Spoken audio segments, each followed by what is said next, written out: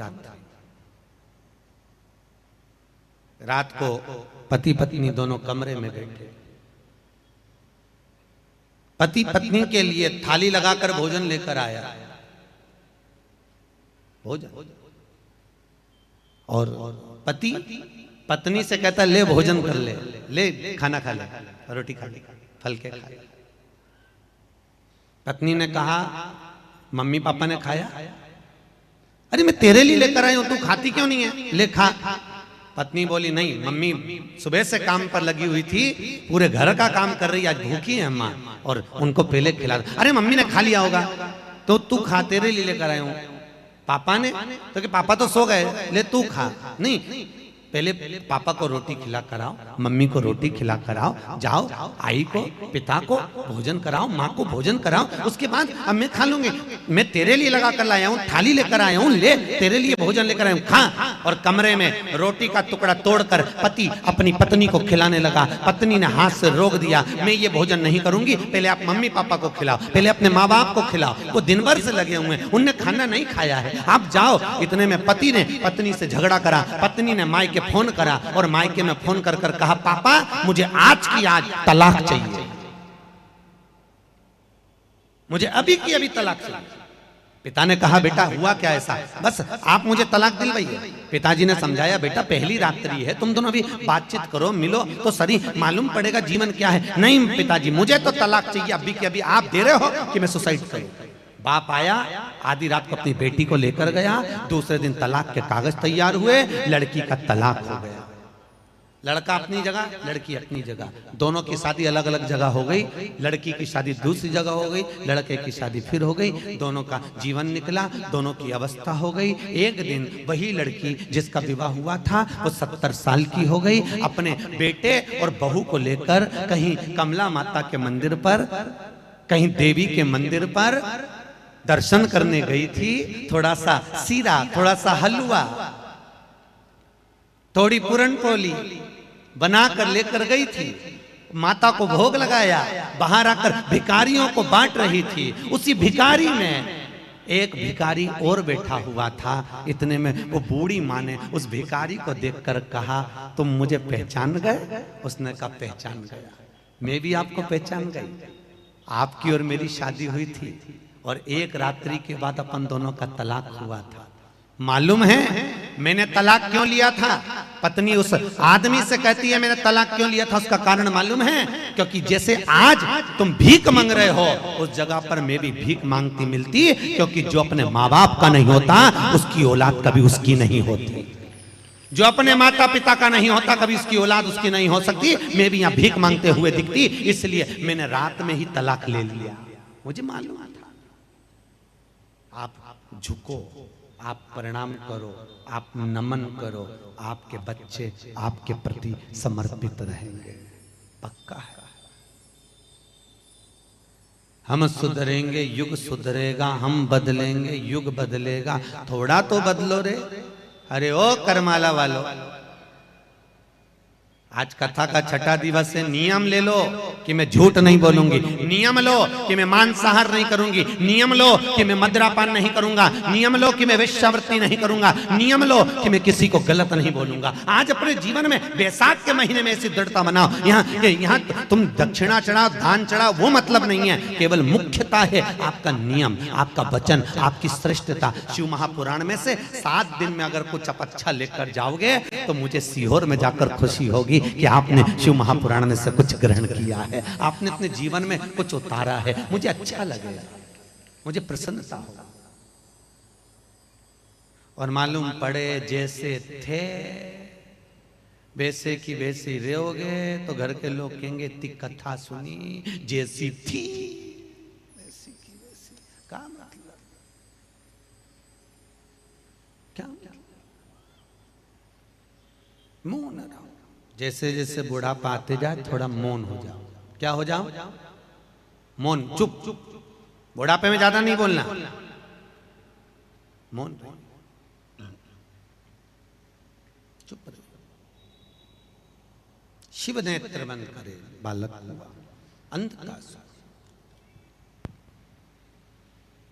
और अंधकासुर जब हुआ पार्वती जी बोल रही हैं आपका पुत्र है। शंकर भगवान कह रहा मेरा पुत्र नहीं है, मेरे नयन अश्रु से प्रकट हुआ, पर मैंने नेत्र बंद करे उसके बाद प्रकट हुआ। दिन में आए तो उसका स्वागत है, रात को आए तो वो स्वागत के तुल्य नहीं है। मध्य रात्रि में क्यों आए, क्यों? रात्रि की मध्यस्थता। हनुमान जी लंका में कब गए थे?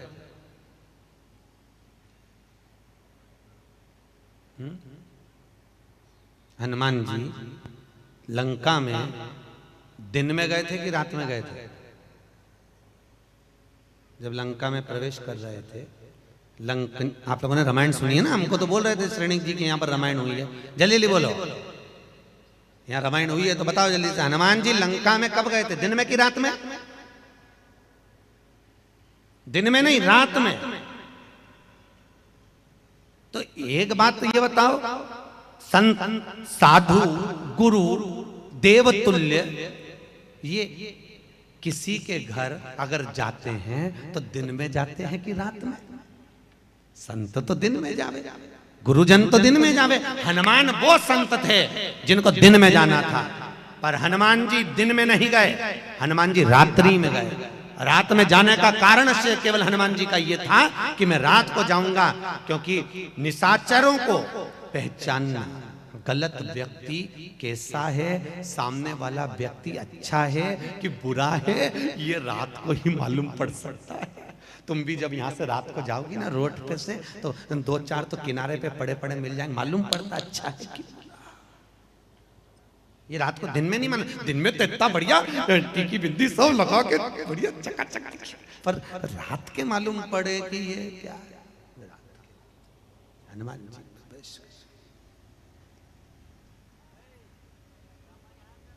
और कोई साधारण हनुमान नहीं है। अभी आप कथा में सुनेंगे वो साधारण नहीं है, प्रवेश कर रहा है रात्रि को। भगवान कह रहे हैं ये मेरे नेत्र बंद करने के बाद प्रकट हुआ, इसको मान्यता नहीं दूंगा मैं।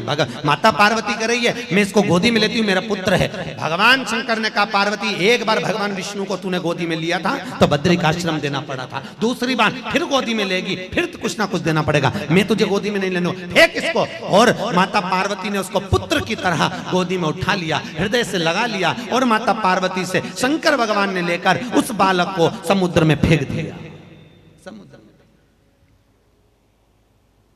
समुद्र में बालक गया, उसको हिरण्याक्ष ने उठा लिया, हिरण्याक्ष ने पाल पोस कर बड़ा करा, बालक बड़ा हुआ, हिरण्याक्ष के प्राण छूट गए, वराह भगवान ने उसके प्राणों को हर लिया। और जब बालक बड़ा हुआ उसने तप करा, तप कर कर ब्रह्मा जी से वर प्राप्त करा, ब्रह्मदेव मुझे वर दीजिए। ब्रह्मा जी ने कहा मांग तुझे क्या चाहिए? ब्रह्मा जी मुझे वर दीजिए जिस दिन मैं अपनी माँ को गलत दृष्टि से देख लूं, उस दिन मेरे प्राण छूट जाए, उस दिन मैं मरूं।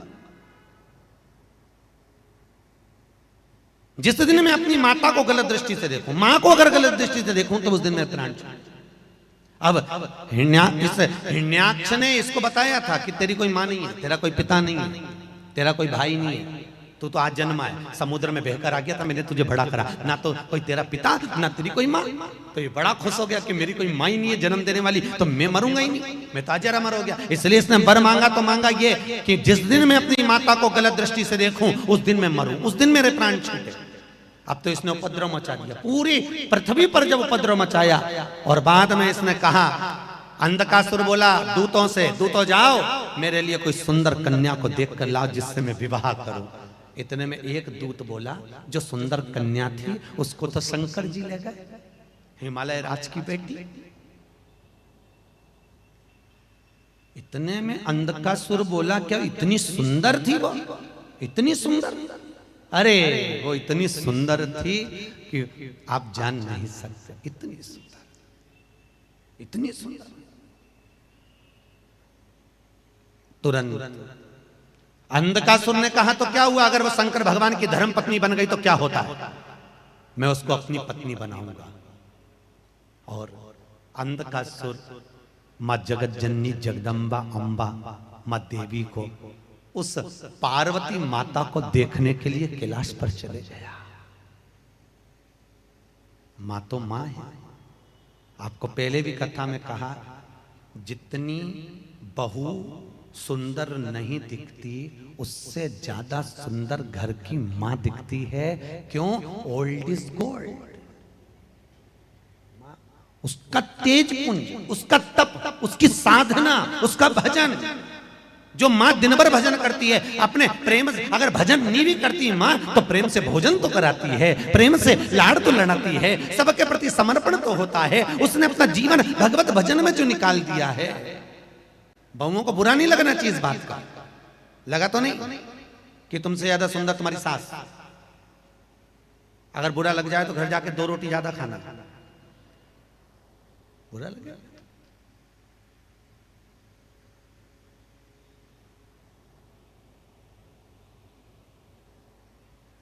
लगे वो एक बच्चे ने अपने पिताजी से कहा, पापा पापा। हाँ बोल। मेरे मन में एक समस्या है। क्या समस्या है? मेरे मन में एक प्रश्न खड़ा है। बोल क्या प्रश्न खड़ा है? पापा पिताजी, प्रहलाद ने सतयुग में अपने पिताजी की बात नहीं मानी तो भी पूजा गया। बच्चे ने पापा से प्रश्न किया, सतयुग में प्रहलाद ने अपने पिताजी की बात नहीं मानी तो भी पूजा गया, और त्रेता में राम जी ने अपने पिता की बात मानी तो भी पूजा गया।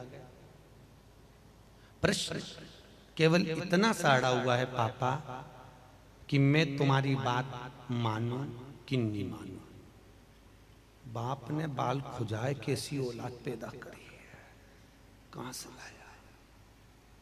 बाप ने कहा, बेटा सतयुग और त्रेता को छोड़ कलयुग चल रहा है, तुझको और मुझको इस कलयुग में अपनी मां का कहना ही मानना पड़ेगा। ये जानने दे कि बाप की सुने कि नहीं सुने। बहुत छोट जो प्रेम से बोल रहा हो, जो करुणा से जुड़ा हो, जो आसक्ति को छोड़कर भगवत भजन में डूबा हुआ, उससे प्रेम हमारा। आसक्ति अब अंधकासुर ने जाकर मां जगत जननी जगदम्बा को जो देखा, मां इतनी सुंदर, इतनी सुंदर। अच्छा, शंकर जी ज्यादा सुंदर थे कि पार्वती ज्यादा सुंदर थी? जल्दी बोलो। अरे बोलो जम के, हैं? जम के बोलो, अच्छे से आवाज नहीं आ रही। पार्वती। भाई लोग आपका क्या विचार है? ओ बाबू बोलो तो सही, दोनों में सुंदर कौन था, पार्वती की शंकर? आज तो बोल लो भाई, जाने दो, आज ही तो मौका मिला है बोलने का, कल के बाद तो वापिस तुम्हारी हालत ढीली है। कहा शंकर और पार्वती में सबसे ज्यादा सुंदर कौन थे? दोनों में सबसे ज्यादा सुंदर मेरे महाकाल, मेरे त्रिकालदर्शी कैलाशी, मेरे शंकर सुंदर थे। अति सुंदर, कर्पूर गौरम करुणावतार, अति सुंदर, इतने सुंदर, इतने सुंदर। एक दिन गणेश जी महाराज ने, भगवान विनायक श्री गणेश जी ने, भगवान गणेश अपनी धर्म पत्नियों के साथ में विराजमान थे। धर्म पत्नी कितनी है? आपको कथा में बताया था ना, कितनी है? 5 धर्म पत्नियों के साथ विराजमान थे। और उसी समय गणेश जी महाराज से रिद्धि ने एक प्रश्न किया। चौथे नंबर की पत्नी गणेश जी, महाराज माता पिता शिव और पार्वती में सर्वश्रेष्ठ सुंदर कौन है? अति रमणीय, अति सुंदर। भगवान गणेश जी ने कहा, सबसे ज्यादा सुंदर तो मेरी मां है। पिताजी को तो मैंने जब भी देखा तो बस में रमाए हुए देखा, जटाजूट बांधे हुए देखा, कानों में बिच्छू, हाथ में सर, मृगशाला लपटे हुए, नीलांबर। सबसे सुंदर है मेरी मां पार्वती। पर रिद्धि बोली, नहीं प्रभु, मेरा मन करता है कि शिवजी जैसा, पिताजी जैसा कोई सुंदर नहीं होगा। एक बार मेरा मन है कि इन दोनों को गंगा स्नान के लिए लेकर चला जाए। कहाँ ले जाया जाए? गंगा स्नान। शंकर पार्वती को लेकर श्री गणेश जी महाराज चंद्रभागा नदी के तट पर पहुंचे। कहां पहुंचे हैं? चंद्रभागा।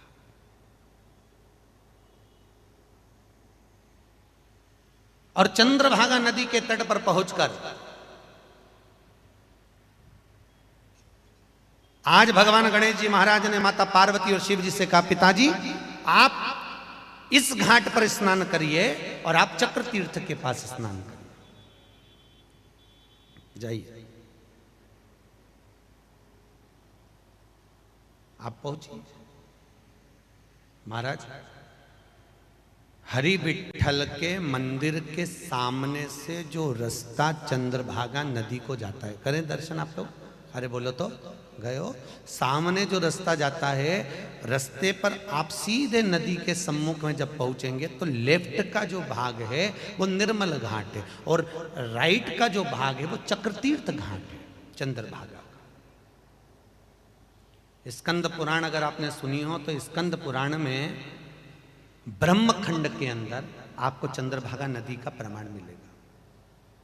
ब्रह्मखंड चक्र, आप इधर स्नान करिए। शंकर भगवान, पार्वती तो नहाने जाती, उतनी देर में भगवान भूत बावन भूतेश्वर भोलेनाथ चंद्रभागा में कूदे और चंद्रभागा नदी में जैसे ही स्नान कर कर मेरे शंकर बाहर निकले, निकलते से ही गणेश जी महाराज का तो हृदय जल गया, गणेश जी का चित्त जल गया, मन जल गया। गणेश जी का हृदय जला। भगवान शंकर को देखकर गणेश जी का मन जला। इतने में सिद्धि ने, भगवान गणेश जी महाराज की 5वें नंबर की पत्नी सिद्धि बोल दी, प्रभु मैंने बोला था ना, रिद्धि सही कह रही थी, शिव जैसा कोई सुंदर नहीं। गणेश जी ने जाकर शंकर भगवान के हाथ जोड़े, विनती करी, पिताजी मैंने आपसे अपनी जिंदगी में कभी कुछ नहीं मांगा। चंद्रभागा नदी के तट पर पिता भोलेनाथ से, भगवान शंकर से गणेश जी ने वर मांगा। गणेश जी महाराज ने पूरी पुराण उठा के देख लो, सारे शास्त्र उठाकर देख लो, गणेश जी ने लोगों को दिया है, कभी मांगा नहीं है। अष्ट सिद्धि नवनिधि के दाता भगवान श्री गणेश जी महाराज रिद्धि सिद्धि के प्रतीक, आनंद लेने वाले, वो दुनिया को दिए हैं पर मांगा नहीं। पर चंद्रभागा नदी के तट पर पांडुरंगा हरि विठल की साक्षी में भगवान गणेश जी महाराज ने वहां पर अपने पिता से मांगा, शंकर से मांगा, भोलेनाथ से मांगा। भोले बाबा, भोले बाबा, पिताजी ने कहा बोल क्या चाहिए गणेश? गणेश जी कहते, पिताजी आज चंद्रभागा नदी के तट पर मुझे वर दीजिए कि आज के बाद आप कभी भी बिना भस्म के, बिना मृगछाला के, बिना जटाजूट के नहीं दिखोगे। शंकर भगवान ने पूछा क्यों? कारण बता। गणेश जी बोले, पिताजी मैं अपनी मां से ज्यादा सुंदर किसी को देख नहीं सकता, मैं अपनी मां से ज्यादा सुंदर किसी को नहीं देख सकता। और आप मेरी मां पार्वती से ज्यादा सुंदर हो, और अगर मेरी मां से ज्यादा सुंदर हो तो मुझे अच्छा नहीं लगेगा, क्योंकि मेरी मां से ज्यादा सुंदर मैं दुनिया में किसी को नहीं देखना चाहता। ये गणेश जी का प्रश्न नहीं, तुम्हारे पतियों का भी प्रश्न है।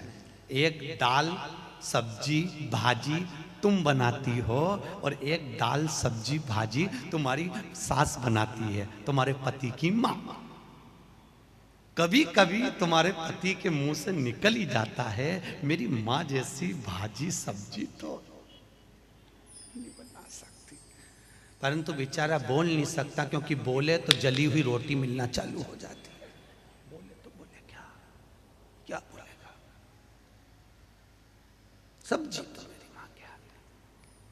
भाजी तो मेरी माँ के हाथ की, सब्जी मेरी माता के हाथ की, बड़ी बड़ी अच्छी बना, मेरी मम्मी बहुत अच्छी दाल बना, कड्डी अच्छी बनाती है, पूरन पोली अच्छी बनाती है, कुड़लई अच्छी बनाती है, कुछ कुछ अच्छी माँ कुछ ना कुछ ऐसा बना देती है कि बच्चों को वो अच्छा लगता है। परंतु वो पत्नी से कह नहीं सकते, क्योंकि खाना तो इसके हाथ का नहीं खाएंगे तो प्राण खाएगी, ठीक,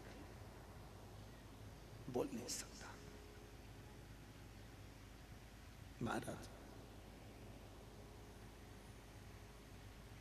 माँ है, आप मेरी माँ से ज्यादा सुंदर नहीं दिख, तो यहाँ पार्वती जी सुंदर दिख रही हैं। उस अंधकासुर को, अंधकासुर ने आते से माता जगतजननी जगदम्बा अम्बा भवानी माता पार्वती के स्वरूप को देखा। श्रृंगार देखकर, माता पार्वती के स्वरूप को देखकर अंधकासुर ने तिरछी दृष्टि कर कर कहा, अरियो सुंदरी, बड़ी सुंदर हो तुम, पर कहां इस बूढ़े जोगी के साथ में, इस भूतेश्वर के साथ में तुम रह रही हो?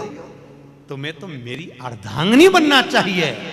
बस ब्रह्मा जी से वर यह मांगा गया था, जिस दिन अंधकासुर ने कहा था अपनी मां को अगर गलत दृष्टि से देख लूं उस दिन मेरे प्राण छूट जाए, और आज वो अंधकासुर ने गलती कर दी। आज मां से कह रहा है कि तुम्हें अर्धांगिनी मेरी होना चाहिए। मां क्रोध में लाल हो गई, जगत जननी क्रोध में लाल।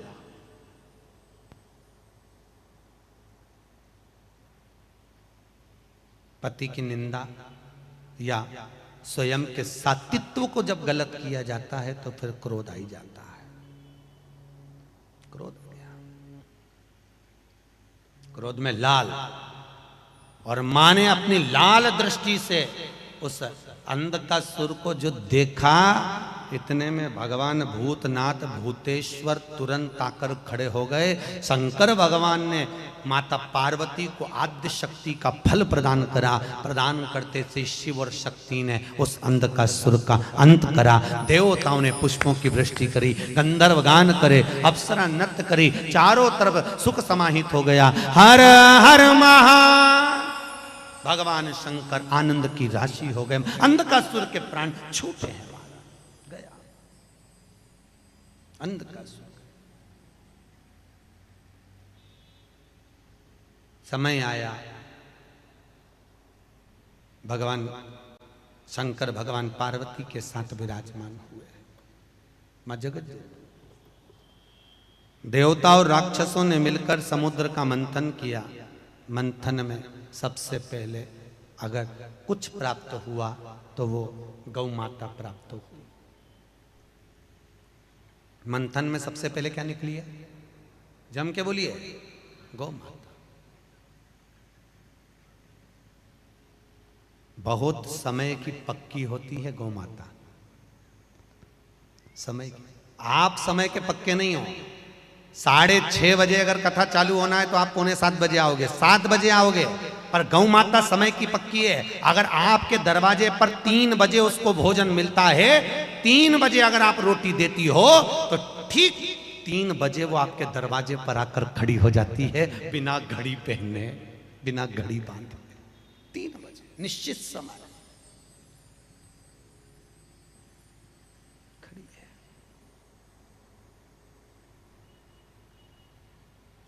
आप गाय को रोटी दे रहे हो, गाय आपको क्या दे रही है? अरे बोलो तो सही, क्या दे रही है? आपको पहले भी कथा में कहा गया, 3 को देने से कभी नहीं घटता। गौ माता को देने से नहीं घटता, संत ब्राह्मण को देने से नहीं घटता, और आपको कहा था बहन बेटी को देने से नहीं घटता, बढ़ता है। देव कभी नहीं घटेगा, बढ़ेगा। और तुम जितनी ज्यादा कंजूसाई से बहन बेटी से बचा बचा के रखोगी, छुपा छुपा के रखोगी, गाय से छुपा कर रखोगी, संत ब्राह्मण से बचा बचा कर रखोगी, वो किसी काम का नहीं रहेगा। एक दिन सब धरा की धरा क्या पूरा।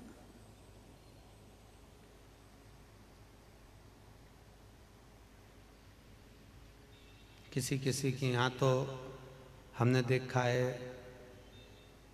पूरन पोली का आटा तक रखा के रखा ले जाता है, जीव चले जाता है।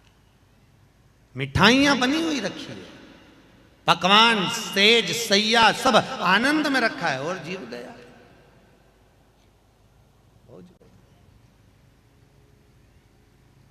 छोड़ा किस काम? इसलिए महाराज, क्या मान करे रे काया का, ये काया माटी मिल जाएगी। राम भज लो, राम भज लो, हरि का नाम भज लो। बड़ी मुश्किल से मिलता है, बहुत कठिन। शिव महापुराण की कथा करमाला वालों अगर मिली है तो बड़ी मुश्किल से मिली है। तुम्हारे पूर्व का पुण्य, शंकर भगवान की आराधना, त्रिपुंड जो धारण करा। मेरे को लगता है करमाला में कई माताएं लिंगायत संप्रदाय से जुड़ी हुई हैं, शंकर की आराधना करती हैं, शिव की आराधना। शंकर ने करुणा करी है आप पर, दया करी कि मिलती है शिव नाम की कथा कभी कभी, होती है अपने भाग्य से शिव पुराण कभी कभी। दौलत को पाके तुम कभी अभिमान ना करो, दौलत को पाके तुम कभी। वाणी बता देती है व्यक्ति का कि स्वभाव क्या है, धन बता देता है व्यक्ति का कि अहंकार कितना है। दौलत को पाके तुम कभी अभिमान ना करो, माटी में मिल जाती है दौलत कभी कभी, होती है अपने भाग्य से शिव पुराण कभी कभी। बेटों को पाके तुम कभी अभिमान ना करो, मेरा बेटा ये, मेरा बेटा वो, नहीं करना अभिमान। बेटा आपका है, और बेटों से भी निवेदन कभी अभिमान मत करना कि मैं कुछ कर दे रहा हूं। अपने माता के पिता को मैंने कुछ कर दिया, नहीं। बन जाते हैं पड़ोसी ही बेटा कभी कभी, बेटी को पाके तुम कभी अभिमान ना करो। मेरी बेटी इतनी पढ़ी लिखी, मेरी बेटी ऐसी, मेरी बेटी वैसी, मेरी बेटी को मैंने रंगोली सिखाई, मैंने बेटी को अपने को सिलाई सिखाई, मेरी बेटी ऐसी, नहीं।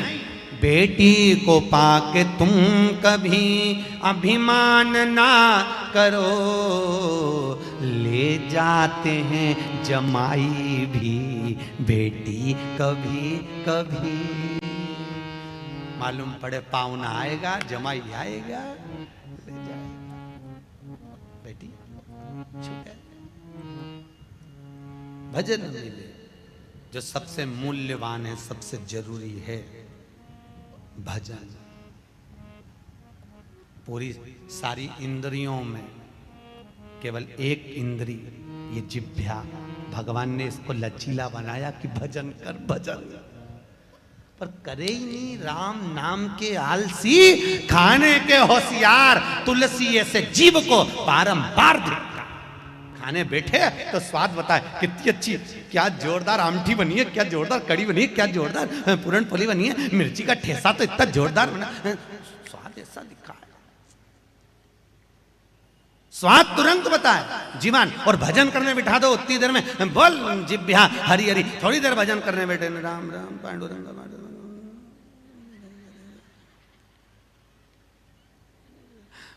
बगल वाली ने एक धर के दिया, सो रही है तो ऐसी ऐसी काय को कर रही, पांडुरंगा भाग रिया तो बुला रही भगवान।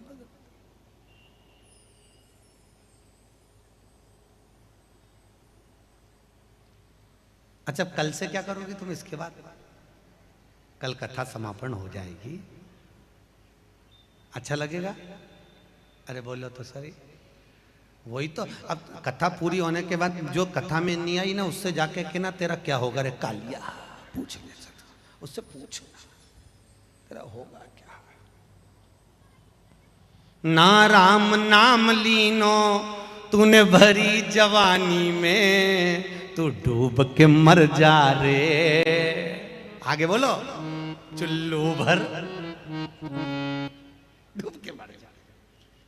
पूरी जवानी, अरे 7 दिन मिले थे। श्रीमद् भागवत ज्ञान गंगा यज्ञ समिति ने चिल्ला चिल्ला के कहा कथा हो रही है, चलो। पत्री का बाठी चलो, अरे आवाज लगाई चलो, बड़े बड़े बैनर लगाए कथा में चलो। उसके बाद भी फुर्सत नहीं है, समय नहीं है, समय नहीं है, समय नहीं है, समय नहीं है, समय तो आन दो, समय तो आन दो। और अंतिम समय में जब अटैक आया, शुगर बढ़ गई, एक्सीडेंट हो गया, तब डॉक्टर बोला समय आ गया, अब जा। तुम चिंता मत करना जीजियो, और ये कमला करमाला वाली हो, बिल्कुल चिंता मत करना, कमला माई बैठी है, चिंता करने की जरूरत नहीं है। ये सब लोग बोल रहे थे हमारे यहाँ सूखा पड़ा हुआ है महाराज, पानी नहीं है, पानी नहीं है।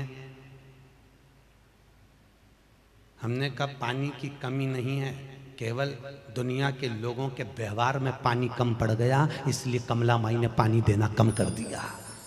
व्यवहार में पानी कम पड़ गया, उनके नेचर में, उनके स्वभाव में, उनकी वात्सल्यता में, उनकी करुणा में, उनके जिह्वा में, उनके नयनों में, उनके चित्तवृत्ति में पानी कम पड़ गया, इसलिए कमला माई ने दिया। उससे विनती करो, उससे लाड़ लड़ा, उससे प्रेम करो, वो दुनिया का भरण पोषण करने वाली है। क्या तुमको नहीं देगी? तुम्हारी नगरी में बैठी है, वो भूखा नहीं मारेगी तुमको, खूब देगी, खूब। वो कमी नहीं रख सकती।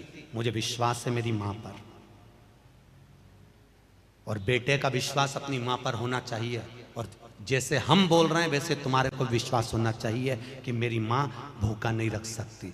और गारंटी देकर जा रहा हूं, मैं तो केवल पहली बार इस करमाला में आया हूं, पर मैंने मां का दर्शन करा है।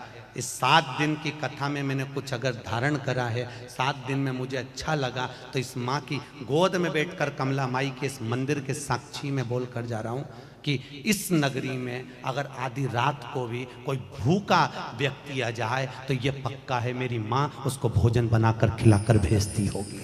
यहाँ कोई भूखा नहीं सोता होगा। अगर कोई अपना गांव छोड़कर, ऐसे कई लोग करमाला में रहते होंगे जो अपना अपना गांव छोड़कर, अपने अपना परिवार छोड़कर आके करमाला में बस गए। करमाला में आने के बाद तुम गांव में कैसे थे और आज कैसे हो, विचार कर देखना। क्योंकि मेरी माँ की गोद में आने के बाद कोई भूखा नहीं रह सकता, मेरी माँ की गोद में आने के बाद कोई अनाथ नहीं रह सकता। उसकी गोद में आने के बाद वो भरण पोषण खुद करती है, आगे बढ़कर करती है, वो साधारण नहीं हो सकती। तुम परंतु दुनिया के लोग विश्वास नहीं करते ना, बात तो वही है। सारी दुनिया में जाएंगे, धोख लगाएंगे, इधर उधर जाएंगे, सबको प्रणाम करेंगे, और घर में ही माँ बैठी उसके कभी धोख नहीं लगाएंगे। आदत तो यूं पड़ी, दिक्कत तो यहां आ रही है। घर की सास को कभी प्रणाम नहीं करे, बाजू वाली के चाय पिलाए तो क्या बाजू वाली जायदाद का हिस्सा देगी? अरे बोलो तो नहीं, अच्छे से बोलो। पड़ोसन को चाय पिलाओगे तो पड़ोसन जायदाद का हिस्सा देगी।